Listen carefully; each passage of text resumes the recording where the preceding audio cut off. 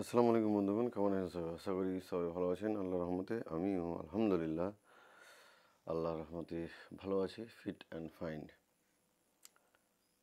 আল্লাহ তাআলা আমাদের এই পৃথিবীতে পাঠিয়েছেন একমাত্র পরীক্ষার জন্য।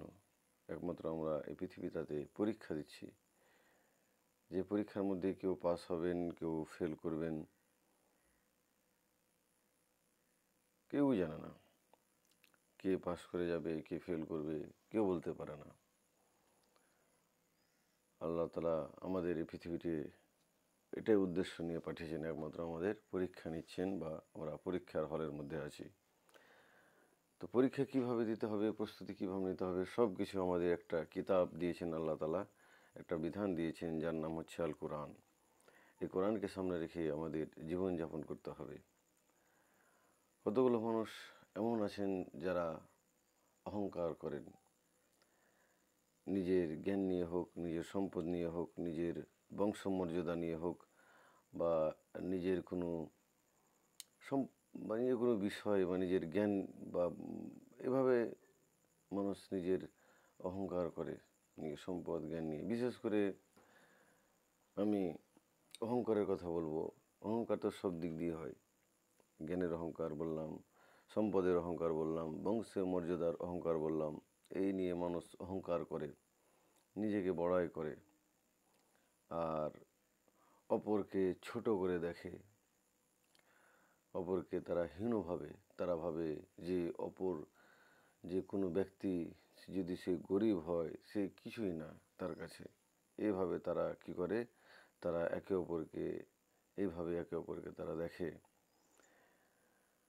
তো যেভাবে ইংরেজরা আমাদের, ইংরেজ বলতে যারা ব্রিটিশ, যারা বর্তমানে ইংল্যান্ড এর আদিবাসীরা, এর মানে ওখানকার লোকজন, ওইখানকার যারা ব্যক্তি, তারা এই আমাদের ভারতবর্ষে এসে এভাবে তারা অহংকার করত তাদের শরীরের চামড়া নিয়ে। তারা বলতো, আমরা তো সব চাইতে উঁচু জাতি, আমরা তো শিক্ষিত, আমরা তো আধুনিক।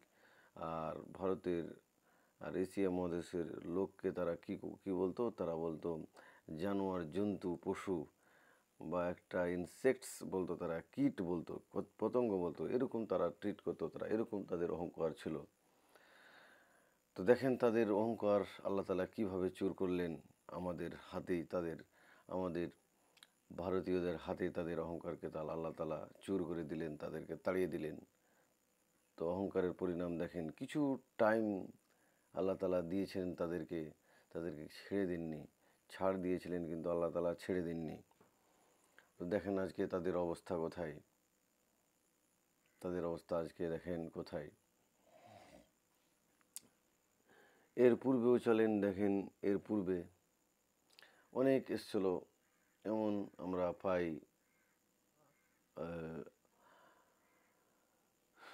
ইংরেজদের কথা বললাম, এরপরে এর আগে আমরা ইতিহাসের পাতা খুললে দেখতে পাবো অনেক অহংকার রাজা, অনেক অহংকার ব্যক্তি আমরা যুগে যুগে কালে কালে এসছে। তারা সময়ের সাথে সাথে কী হয়েছে, তারা শেষ হয়ে গেছে।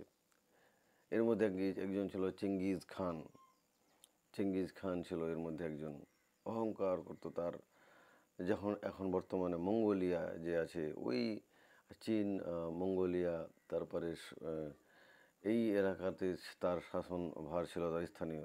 কিন্তু সে পরবর্তীকালে ইরাক, ইরান, তারপরে জর্ডন, ফিলিস্তিন, এগুলো অনেক তার এরিয়াত সে কী করেছিল, তার রাজত্ব অনেক বড় করেছিল সে চেঙ্গিজ খান।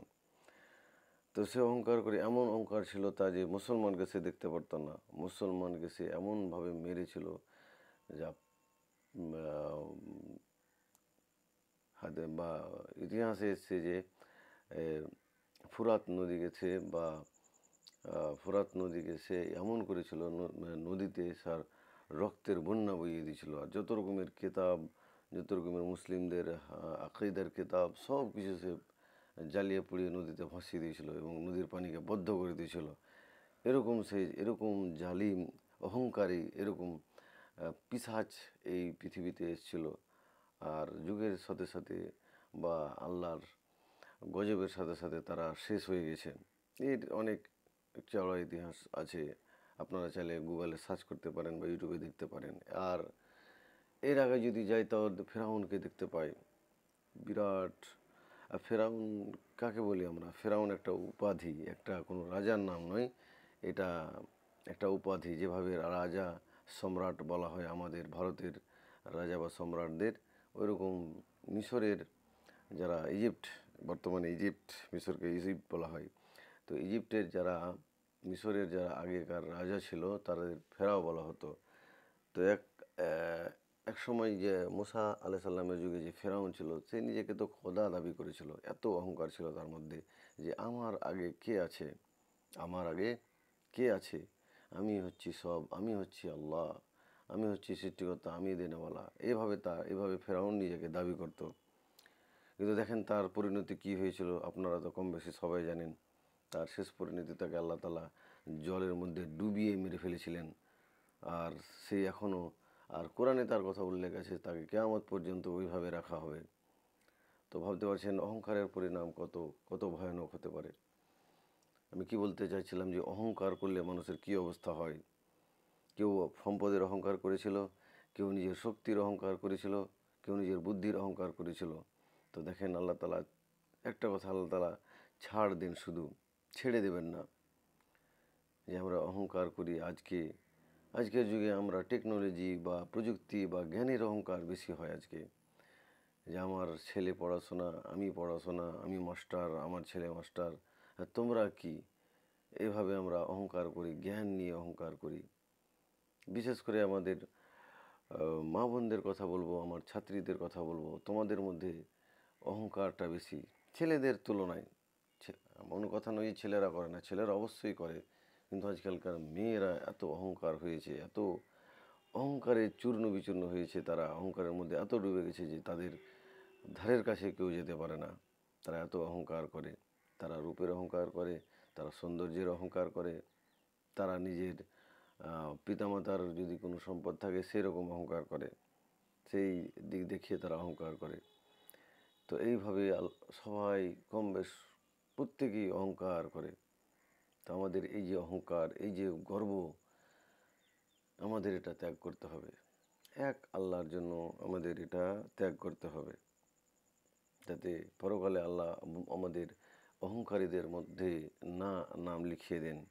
আর অহংকার দিকে আল্লাহ একেবারেই পছন্দ করে না, না না না না, কক্ষণে না। আল্লাহ অহংকারীকে একেবারেও বরদাস্ত করবেন না, এই পৃথিবীতেও আর পরকালে তো অবশ্যই। তার শাস্তি অহংকারীদের মধ্যেই, তার শাস্তি অহংকারীদের যেভাবে শাস্তি দেবেন আল্লাহ, সেভাবে প্রত্যেক ব্যক্তিকে আল্লাহ সেভাবে শাস্তি দেবেন যারা অহংকার করে। যারা অহংকার করে এই জমিনের মধ্যে পা রাখে, যারা অহংকার করে নিজের নিজের প্যান্টটাকে, নিজের শার্টটাকে স্টাইল করে চলে, যা অহংকার করে নিজের প্যান্টটা, নিজের পরনের কাপড় নিচেরটা, ছেলেদের কথা বলছি, মাটির নিচে লেথড়ে লেথড়ে চলে। যারা অহংকার করে একে অপরের মানুষকে ছোট করে দেখে, যারা অহংকার করে একে অপরকে নাক ছিটকায়, একে অপরকে হীন চোখে দেখে, সে লোকগুলোকে আল্লাহ তাআলা বলছেন তাদের শাস্তি খুব ভয়ানক হবে। যারা অহংকার করে এই পৃথিবীর উপর চলাফেরা করে, আল্লাহ তাআলা বলছেন সেই অহংকারীকে আল্লাহ তাআলা কঠোর শাস্তি দেবেন। কঠোর শাস্তির ব্যবস্থা আল্লাহ তাআলা করে রেখেছেন। তো আমরা কিসের এত অহংকার? আপনি কি ভেবে দেখেছেন আপনি কোথা থেকে সৃষ্টি হয়েছেন? এক ফোঁটা নোংরা পানি থেকে আপনি তৈরি, আমি তৈরি। তো কিসের এত অহংকার, কিসের এত বংশমর্যাদার অহংকার, কিসের এত সম্পদের অহংকার? আপনি যদি মরে যান তারপরে দেখান তো আপনার কিসের এত অহংকার আছে। কদিন আগে ঘুরতে যাচ্ছিলাম এক জায়গায় কুটুম বাড়ি, তো দেখলাম দুনো ভাই, হতে পারে তারা দু ভাই, হতে পারে কেউ, আমি তাদের জিজ্ঞেস করলাম না, পাশ থেকে দেখলাম যে দু ভাই লড়ালড়ি করছে। বড় ভাইকে ছোট ভাই, যে হতে পারে মনে হচ্ছে, তো বড় ভাই কাউকে একজনকে জিজ্ঞেস করলাম, অবশ্য তারা বললো ভাই ভাই দুজন। তো ছোট ভাইটা একটু শরীরে আছে, বড় ভাইটাও একটু শরীর স্বাস্থ্যের দিক দিয়ে আছে, কিন্তু হতে পারে ছোট ভাইয়ের একটু সম্পদ বেশি আছে। বড় ভাইকে অকথ্য ভাষায় কথা বলছে ছোট ভাইটা। অকথ্য ভাষায় কথা বলছে, তুই এই করলি, তুই ওই করলি, তুই কেন এইভাবে ঘর করলি, তুই কেন আমার জায়গা দখল করে নিলি। এইভাবে কথা কাটাকাটি হতে হতে তারা একে অপরের হাত ওঠাউঠি শুরু করলো। এক পর্যায়ে তারা একে অপরের ওপর হাত ওঠাতে শুরু করলো। এই হচ্ছে আমাদের মুসলমান ভাইদের অবস্থা, এই হচ্ছে আমাদের অবস্থা। আমরা তো নিজেরাই নিজেই ঠিক নাই, তো আমরা কাকে ঠিক করতে বলবো, কাকে ঠিক হতে বলবো? আমরা কিসের মুসলমান? আমরা কিসের মুসলমান? আমাদেরকে আমাদের নবী এইভাবে রেখে গিয়েছিলেন? কখনই না। আমাদেরকে আমাদের নবী এক উম্মতে রেখে গিয়েছিলেন, সহ্য করতে বলেছিলেন, ধৈর্য করতে বলেছিলেন। তার জীবনী পড়ে দেখেন আমাদের নবীর। তায়েফের মাঠে কিভাবে তিনি ধৈর্য, তায়েফের তায়েফের তায়েফে যেভাবে তিনি যেভাবে তাকে মারা হয়েছিল, একবার ভাবতে পারছেন আপনি যদি ওই জায়গায় থাকতেন তাহলে কি করতেন? তাকে রক্তাক্ত করে দেওয়া হয়েছিল মেরে মেরে। তায়েফের অধিবাসীরা তাকে মেরে রক্তাক্ত করে দিয়েছিল। তো সে আমাদের নবী কত ধৈর্যবান, কত ধৈর্যশীল, যে তিনি ধৈর্য ধরে তবুও আল্লাহর কাছে তাদের উপর বদদোয়া করেননি। আল্লাহর উপর ভরসা রেখে আল্লাহকে বলে, আল্লাহর ফেরেশতাদেরকে বলছেন যে তাদেরকে তুমি কি করো না। আর ফেরেশতারা বলেছিল, আল্লাহ নবী আপনি আদেশ করেন, এদেরকে আমরা পিছে টিছে কখনই খতম হালাক করে দেবো। কিন্তু আমাদের নবী বলেছিলেন, না, তাদেরকে তোমরা মেরো না। তারা এখন অবুঝ, তারা বুঝে না। একদিন ঠিক তারা বুঝবে। তাদের মধ্যেই তাদের ছেলেপেলেরা একদিন ঠিক ইসলাম গ্রহণ করবে। তো দেখেন আজকে তায়েফের অবস্থা, তারা আজকে মুসলমান। তো এই হচ্ছে সূর্য আর ধৈর্যের ফল। আর অহংকারের পরিণাম তো একদিন জঘন্যতম হবেই। তার অপরাধ এত বড় অহংকারের অপরাধ, যেটার শাস্তি জাহান্নাম ছাড়া আর কিছুই নয়। তো দুই ভাই যে অহংকার করে নিজে একে অপরের মধ্যে ঝগড়া করলো, এটা কি ঠিক? এটা কখনোই ঠিক নয়। ইসলাম কি বলছে? যদি কেউ কিছু বলে, তোমাকে ধৈর্য ধারণ করতে হবে, তোমাকে সহ্য করতে হবে। একটু সহ্য করে নিন, একটু ধৈর্য ধরে নিন, দেখেন সব কিছু দেখেন ঠিক হয়ে যাবে। আপনারই তো ভাই, আপনারই তো পড়োশি, আপনারই তো গোষ্ঠীর লোক। তো কী, কেন আপনারা একে অপরের মধ্যে, কেন আমরা একে অপরের মধ্যে এইভাবে লড়ালড়ি করছি? কিছু সম্পদের জন্য, কিছু পাওয়ার জন্য। এই যে অহংকার আমাদের মধ্যে আছে, এই অহংকারটাকে ত্যাগ করতে হবে, এই অহংকারটাকে বের করতে হবে। যেটাকে আমরা ইংলিশে ইগো বলি, এই ইগো আমাদের ত্যাগ করতে হবে। এই ইগো থেকে আমাদের বের হতে হবে। আর আমাদের আল্লাহর জন্য আর আমাদের প্রিয় নবীর হযরত মুহাম্মদ সাল্লাল্লাহু আলাইহি সাল্লামের শিক্ষা নিয়ে আমাদের এই অহংকারটাকে ত্যাগ করতে হবে। তো যাই হোক, আর বেশি কথা বলছি না। আমাদের অহংকারকে আমরা চলেন ডাস্টবিনে যেভাবে ফেলে দিই, সেভাবে ফেলে আমরা আল্লাহর দেওয়া বিধান অনুযায়ী আমাদের জীবনটা তৈরি করি। তো আলোচনা হচ্ছিল সূরা আল কিয়ামা এর 1 থেকে 27 নম্বর আলোচনা ইতিপূর্বে হয়ে গিয়েছে। চাইলে আপনারা ভিডিওটা আমার ভিডিও অপশানে গিয়ে সিরিয়াল অনুযায়ী আমি টাইটেল দিয়ে রেখেছি, আপনারা চাইলে দেখতে পারেন। তাহলে আপনাদের বুঝতে এবং আমল করতে সুবিধা হবে ইনশাআল্লাহ। তো চলেন আল্লাহ তাআলা 28 নম্বর আয়াতে কী বলছেন এবং এখান থেকে আমরা কী শিক্ষা নিতে পারি, এবং সেই শিক্ষা নিয়ে আমাদের জীবনটাকে কোরআন মাফিক তৈরি করি, আল্লাহর নিকট্য লাভ করে জান্নাতুল ফেরদাউস সবচাইতে উঁচুতম জান্নাত লাভ করতে পারি, সেই দিকে বিশেষভাবে নজর দেওয়া হবে। তো 28 নম্বর আয়াতে আল্লাহ তাআলা বলছেন, আউযু বিল্লাহি মিনাশ শাইতানির রাজিম, বিসমিল্লাহির রহমানির রহিম। পরম করুণাময় অসীম দয়ালু আল্লাহর নামে শুরু করছি। ওয়া জান্না আন্নাহুল ফিরাকু, আর সে মনে করবে এটি বিদায়ক্ষণ, সে দৃঢ় বিশ্বাস করে নেবে এটাই তার বিদায়ের সময়। অর্থাৎ মানুষকে যখন তার অন্তিম পর্যায়ে যখন তার চলে আসবে, বা মৃত্যু যখন চলে আসবে কোনো মানুষের, তখন সে কি বলবে? সে দৃঢ় বিশ্বাস করবে এটাই তার বিদায়ের সময়, যে তার চলে যাওয়ার সময় এখন হয়ে গেছে। অবশ্যই সে তো জানতেই পারবে, যেহেতু মৃত্যুটা তারই হচ্ছে। আর আশেপাশে যারা বসে থাকবে তারা তো এক ফোঁটাও, এক জাররা পরিমাণও টের পাবে না যে তার মৃত্যু ফেরেশতা তার সামনে এসে চলে এসছে, বা মৃত্যুর ফেরেশতা কোনো ব্যক্তিকে জান কবজ করতে চলে এসছে। তো যার মৃত্যু হবে সেই দৃঢ় বিশ্বাস করে নেবে যে আজ আমার বিদায়ের সময়, আজ আমাকে এই পৃথিবী ছেড়ে চলে যেতে হবে। তাফসীরগণকে বলছেন অর্থাৎ যার আত্মা তার কণ্ঠানলিতে এসে উপস্থিত হয়ে যাবে, সে নিশ্চিত হয়ে যাবে যে এখন তার মাল ধন সন্তান সন্ততি এবং দুনিয়ার প্রতিটি জিনিস থেকে পৃথক হয়ে বিদায় নেওয়ার পালা।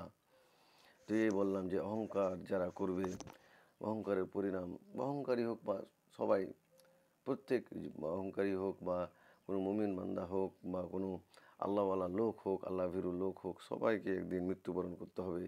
তো যেদিন মরণটা, যেদিন মৃত্যুটা একবারে কণ্ঠনলিতে এসে পৌঁছে যাবে, অবশ্যই সেটা জিবরিল আলাইসাল্লাম, আজরাইল আলাইসাল্লাম আমাদের জানটা কবুজ করবেন।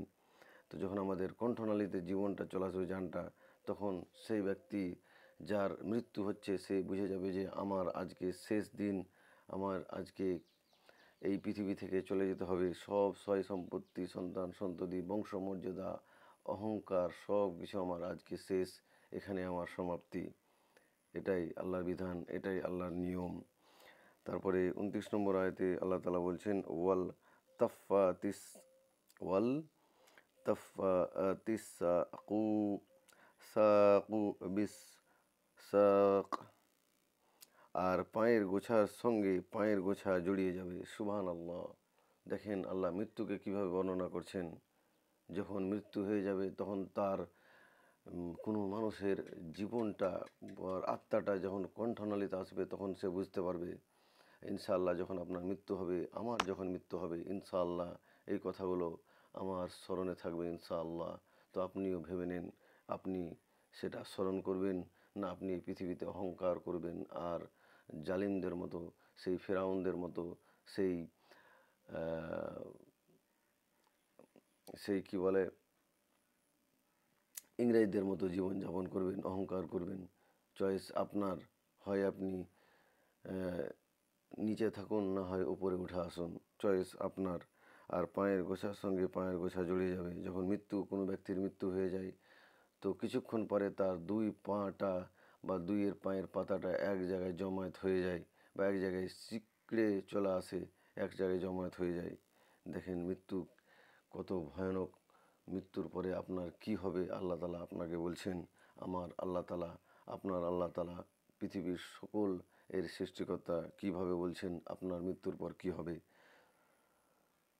জড়িয়ে যাবে এ থেকে মৃত্যুর সময় পদনালীর সাথে পদনালীর, ঠ্যাং এর সাথে ঠ্যাং জড়িয়ে যাওয়াকে বোঝানো হয়েছে। ঠ্যাং এর সাথে ঠ্যাং, পায়ের পাতার সাথে পায়ের পাতা জড়িয়ে যাবে। অথবা এর অর্থ কষ্টের উপর কষ্ট আসতে থাকা। হতে পারে কষ্টের উপর কষ্ট আসতে থাকবে আপনার। হতে পারে আপনার কবরের মধ্যে আপনি উত্তর দিতে না পারলেন, আপনাকে যে 4টি প্রশ্ন করা হবে, 3টি প্রশ্ন করা হবে, তারপরে আরেকটি প্রশ্ন করা হবে কি যে আপনি এগুলো কথাগুলো কীভাবে জানতে পারলেন। যদি বলে দেন ঠিক আছে, যদি না পারেন তাহলে আপনাকে কষ্টের ওপর কষ্ট দিতে থাকবেন। সেই জাহান্নামের কষ্ট আপনার কবরের মধ্যে চালু হয়ে যাবে। অধিকাংশ মুফাসসিরগণ দ্বিতীয় অর্থই গ্রহণ করেছেন। অধিকাংশ বলেছেন যে দ্বিতীয় অর্থটাই ঠিক, কি যে কষ্টের ওপর কষ্ট আসতেই থাকবে আপনার, যদি আপনি আপনার নামটা নেককার বান্দাদের তালিকায় না লেখাতে পারেন, যদি আপনি এই পৃথিবীতে নিজের আমলটাকে আল্লাহ ভীরু লোকদের মতো না করে নিতে পারেন, যদি আপনি এই এই জীবনটাকে আল্লাহর রাস্তায় নিয়োজিত না করতে পারলেন, এই দুনিয়াটাকে বেশি প্রাধান্য দিলেন, তাহলে আপনার শাস্তি সেই ভয়াবহ, যেভাবে শয়তানদের দেওয়া হয়, যেভাবে খারাপ লোকদের দেওয়া হয়, তা আপনার শাস্তিও সেরকম হবে। সেই দিকে প্রস্তুতি নিন, সেই দিকে তৈরি থাকেন। আর যদি ভাবেন যে এগুলো থেকে আমরা বেরিয়ে আসব, তো অবশ্যই আপনাকে বেরিয়ে আসতে হবে। আল্লাহ আপনাকে বলছেন আসেন, একবার তো আসো এ আমার বান্দা, আসেন আমরা আল্লাহর কাছে ফিরে যাই, আল্লাহর দিনের কাছে ফিরে যাই। সব কিছুর সমস্যা আমরা এই কোরআন থেকে, এই সব কিছু সমস্যার সমাধান আল্লাহ আমাদের এই কোরআন থেকে নিতে হবে। আর আল্লাহ আমাদের সেদিকে হেদায়েত করুক। আমি তো সবসময় আমার মুসলিম ভাইদের জন্য, আমার বন্ধুদের জন্য, আমার ছাত্র সমাজের জন্য, আমার পরিবারের জন্য দোয়া করি। আপনারাও করেন, সবারই জন্য করেন, নিজের জন্য করেন। আর ফিরে আসুন এই কোরআনের মধ্যে, ফিরে আসুন আপনার প্রিয় নবী হজরত মুহাম্মদ সাল্লাল্লাহু আলাইহি সাল্লামের হাদিসের আলোর মধ্যে। এরপরে 30 নম্বর আয়াতে আল্লাহ তাআলা কি বলছেন দেখা যাক। ইলা রাব্বিকা ইয়াউমা এ জিনিন ইয়াউমা এ নীল মাশাক ইয়াউমাইযিনিল মাশাক ইলা রাব্বিকা ইয়াউমাইযিনিল মাশাক। সেদিন তোমার রবের কাছেই সকলকে হাঁকিয়ে নেওয়া হবে। যেভাবে আমরা কোনো পাল বা কোনো গরুর পাল বা কোনো মহিষ বা কোনো ছাগলের পালকে কোনো রাখাল হাঁকিয়ে হাঁকিয়ে নিয়ে যায় কোনো জায়গার উদ্দেশ্যে বা কোনো ঘাস ময়দানে, বা সেখান থেকে আবার হাঁকিয়ে হাঁকিয়ে আবার তাকে বাড়ি ফিরিয়ে নেওয়া হয়। তো সেদিন কিয়ামতের মাঠে, সেদিন কিয়ামতের দিন, সেই কিয়ামতার ভয়াবহতার দিন, সেদিন তোমার প্রতিপালকের দিকে যাত্রা হবে। তো সেদিন একটাই উদ্দেশ্য, আমাদের আল্লাহ তাআলা যখন আমাদের মৃত্যুর পর কিয়ামত যখন অনুষ্ঠিত হবে, ঠিক তার আগের মুহূর্তে যখন মানুষকে ওঠানো হবে, তো যেভাবে ভেড়ি বকরিগুলো একে অপরের দিকে না তাকিয়ে সোজা নিজের উদ্দেশ্য চলে যায়, তো ঠিক সেই রকমই সেই ভেড়া বা ছাগল বা মহিষের বা গরুর পালের মতন আমরা একটু বললাম, এটা উদাহরণ দিয়ে বললাম। অবশ্যই যদি আপনারা যদি খারাপ মনে থাকেন তো ক্ষমা করবেন। উদাহরণ দিয়ে যেহেতু বললাম যে সেই পালের মতন কেউ কাউকে দেখবে না, আর সবাই নিজ নিজ আমল নিয়ে নিজ নিজ দায়িত্ব নিয়ে সবাই উলঙ্গ হয়ে, যেভাবে আমরা মায়ের পেট থেকে জন্ম হওয়ার পর উলঙ্গ থাকি, সেই উলঙ্গভাবে আমরা কোথায় যাব? আমরা চলে যাব হাসরের ময়দানে। আর এই পৃথিবীটাই হবে হাসরের ময়দান। তো আমরা সেই দিকে ধাবিত হব, যেদিকে আল্লাহ তাআলা এই পৃথিবীটাকে বিচার ব্যবস্থার জন্য নিয়োজিত রেখেছেন, হাসরের ময়দানটাকে। তো আমাদের সেই হাসরের কথা বা সেই কিয়ামতের ভয়াবহতার কথা মাথায় রেখে আমাদের আমল করতে হবে। আমরা যদি কোনো ভুল কাজ করে থাকি, কোনো যদি অহংকার করে থাকি, কোনো যদি পাপের কাজ করে থাকি, তো আজই আমরা আল্লাহর কাছে ক্ষমা চেয়ে নেব। আল্লাহ তো সব সময় তার প্রিয় বান্দাদের ডাকেন, এসো আমার বান্দা, চলে এসো আমার কাছে, কি তোমাকে আমার কাছে আসতে বাধা দিচ্ছে? আপনি একবার পড়ুন তো আল্লাহ আপনাকে কি বোঝাতে চেয়েছেন, একবার তো পড়ুন। আসুন আমরা কোরআন পড়ি এবং কোরআনের অর্থ বুঝে নিজের জীবনটাকে পাল্টে দিই। তো 31 নম্বর আয়াতে আল্লাহ তাআলা কি বলছেন দেখা যাক। ফালা সাদ্দাকা ওয়ালা সাল্লাহ, সুতরাং সে বিশ্বাসও করেনি এবং সালাতও আদায় করেনি। সে সত্যি বলে মানেনি এবং নামাজও পড়েনি। সুবহানাল্লাহ। সে সলাৎ পড়েনি, সে সত্যি বলে ভাবেনি এটাকে, কোনটাকে? এই যে কিয়ামত হবে, এই যে হিসাব কিতাব হবে, মৃত্যুর পরে যে একটা জীবন আছে, সেই জীবনে কেউ যদি সফল হয় তো সে জান্নাত যাবে, কেউ যদি বিফল হয় সে জাহান্নাম যাবে। এই কথাগুলো যে মানেনি এবং যে সলাৎ আদায় করেনি, সলাৎ যে আদায় করেনি, তাদের কথা আল্লাহ তাআলা বলছেন যে তারা কোথায় যাবে? তাদের স্থান কোথায় হবে? তাদের স্থান হবে জাহান্নামে। তারা মানেনি, তারা বুঝেনি, তারা জেনেও জানেনি, যারা জেনেও তারা আমল করেনি। এই হবে তাদের অবস্থা, যে সে সত্যি বলে মানেনি, কোনো কিছুকে সত্যি বলে মানেনি, যে আমরা এসেছি, আমরা এই পৃথিবীতে আবার আমরা শেষ হয়ে যাব, আমরা হালাক হয়ে যাব, আমাদের আর কেউ উঠাবার কেউ থাকবে না। তাফসীরগণ বলছেন, অর্থাৎ এই ব্যক্তি না রাসূল সাল্লাল্লাহু আলাইহি সাল্লাম কোরআনকে সত্য জ্ঞান করেছে, আর না নামাজ আদায় করেছে, অর্থাৎ সে আল্লাহর ইবাদতও করেনি। কোনো ব্যক্তি না আমাদের প্রিয় নবী হযরত মুহাম্মদ সাল্লাল্লাহু আলাইহি সাল্লামের হাদিসকে মেনেছে, না আল্লাহর দেওয়া এই কোরআনকে মেনেছে, জেনেছে, বুঝেছে, সে নিজেই নিজের মধ্যে থেকে গেছে। সে নিজেই কে বলেছে, আমি তো সবই জানি, আমি তো সবই করি। যেভাবে ফেরাউন নিজেকে আল্লাহ বলে দাবি করেছিল, নিজেকে এক অদ্বিতীয় বলে দাবি করেছিল, সে নিজেকে অহংকার করে বসে আছিল। সে তাকে দাওয়াত দেওয়া হয়েছিল, এক আল্লাহ আছে, আপনার মৃত্যু আছে, আপনার জান্নাত জাহান্নাম হবে, সে এগুলো কথাকে বিশ্বাস করেনি। তা আমরা যাতে সেই লোকের তালিকায় আমাদের নাম লেখাতে হয়, যারাকে আল্লাহ পছন্দ করেন না, আমাদের তাদের মধ্যে নাম লেখাতে হবে যারাকে আল্লাহ পছন্দ করেন। আসেন চলুন আমরা কোরআন দিয়ে জীবন তৈরি করি। আর এখান থেকেই আলোচনা শেষ। চাইলে আপনারা ভিডিওটাকে বেশি বেশি করে শেয়ার করবেন আর নিজের গ্রুপের মধ্যে দেবেন, যাতে করে সবাই জানতে পারে তার এই পৃথিবীতে আসার উদ্দেশ্যটা কী। তো চ্যানেলটাকে যদি ফেসবুকে দেখছেন তাহলে ফলো করে নেবেন, আর ইউটিউবে দেখছেন তাহলে সাবস্ক্রাইব করবেন, আর ঘন্টাটা দেবে রাখবেন এরকম আরও জ্ঞানের ভিডিও পাওয়ার জন্য। আসসালামু আলাইকুম, ভালো থাকেন সবাই, সুস্থ থাকেন সবাই।